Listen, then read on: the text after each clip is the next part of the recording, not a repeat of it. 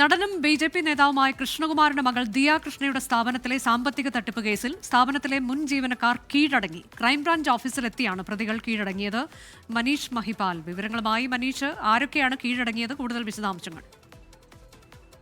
അനുജ, ഒരു മാസത്തോളമായി പ്രതികൾ ഒളിവിലായിരുന്നു. കഴിഞ്ഞ ദിവസമാണ് ഹൈക്കോടതി ഈ 3 പേരുടെ ഈ കേസിൽ നിലവിൽ കേസ് അന്വേഷിക്കുന്നത് ക്രൈംബ്രാഞ്ചാണ്. കേസിൽ 3 പ്രതികളാണുള്ളത്. 3 പ്രതികളും വനിതകളാണ്. ഇവർ ഈ OC എന്ന് പറയുന്ന കവടിയാറിലെ ഈ കൃഷ്ണകുമാറിന്റെ മകൾ ദിയ കൃഷ്ണയുടെ സ്ഥാപനത്തിലെ ജീവനക്കാരാണ്. ഈ OCയിലെ ജീവനക്കാരായ ഇവർ 3 പേർ 69 ലക്ഷം രൂപ QR കോഡ്, അതായത് ഗൂഗിൾ പേയുടെ QR കോഡ് മാറ്റിവെച്ചുകൊണ്ട് തട്ടിപ്പ് നടത്തിയെന്നാണ് കേസ്. ഈ കേസിൽ ആദ്യഘട്ടം മുതൽ ചോദ്യം ചെയ്യാനടക്കം പ്രതികളോട് പോലീസ് സഹകരിക്കണമെന്ന് ആവശ്യപ്പെട്ടപ്പോഴും പ്രതികൾ സഹകരിച്ചിരുന്നില്ല. പിന്നീട് കോടതി മുഖേന ജാമ്യത്തിന് വേണ്ടി നീങ്ങിയിരുന്നു.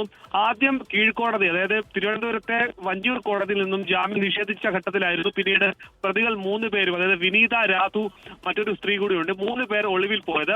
പിന്നീട് ഹൈക്കോടതിയിൽ ജാമ്യ അപേക്ഷയ്ക്ക് നൽകി. ആ സമയത്ത് കേസ് പോലീസിൽ നിന്നും ക്രൈംബ്രാഞ്ച് ഏറ്റെടുത്തു. അങ്ങനെ കൃഷ്ണകുമാർ മുഖ്യമന്ത്രിക്ക് അടക്കം പരാതി നൽകി. തനിക്കെതിരെ, അതായത് കൃഷ്ണകുമാറിനെതിരെ ഈ 3 വനിതകൾ പരാതി നൽകിയിരുന്നു. അവരെ തട്ടിക്കൊണ്ടുപോയി അടക്കമുള്ള പരാതിയായിരുന്നു നൽകിയത്. അങ്ങനെ ഈ കേസിന്റെ നിജസ്ഥിതി മനസ്സിലാക്കാൻ വേണ്ടിയിട്ട് കൂടുതൽ, അതായത് ബാങ്ക് അക്കൗണ്ട് വിവരങ്ങൾ അടക്കമുള്ള കാര്യങ്ങൾ സാങ്കേതികമായി കൂടുതൽ പരിശോധനയ്ക്ക് വേണ്ടിയിട്ടാണ് അത് പോലീസിൽ നിന്ന് ക്രൈംബ്രാഞ്ചിലേക്ക് മാറ്റിയത്.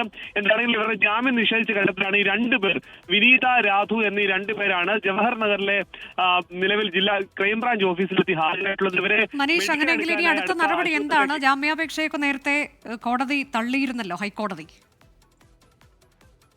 അതാണ് ഒരു ജാമ്യാപേക്ഷ തള്ളിയിരുന്നു. പ്രധാനപ്പെട്ട കാര്യം, ഈ പ്രതികൾ ഇതുവരെയും പോലീസുമായി അല്ലെങ്കിൽ അന്വേഷണ സംഘവുമായി സഹകരിച്ചിട്ടില്ല എന്നാണ് ഇവിടെ കോടതിയിൽ പ്രധാനപ്പെട്ട ഈ ജാമ്യ ഹർജിയെ എതിർക്കാനുള്ള ഏറ്റവും പ്രധാനപ്പെട്ട കാര്യം.